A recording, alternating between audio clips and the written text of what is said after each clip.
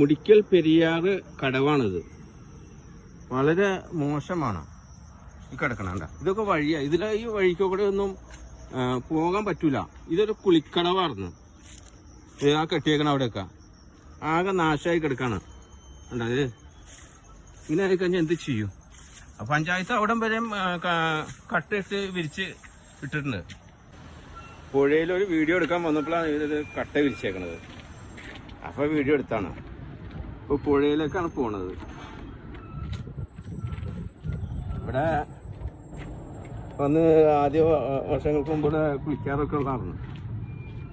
അപ്പം ആകെ കാട് പിടിച്ച് ആകെ നാശമായി കിടക്കാണ്. ഇതിൽ നടക്കാൻ പോലും പറ്റാത്തൊരു കണ്ടീഷനിലാണ്. ഈ സൈഡ് അവിടെ ആ സൈഡ് നന്നാക്കിയിട്ടുണ്ട്. ഹലോ.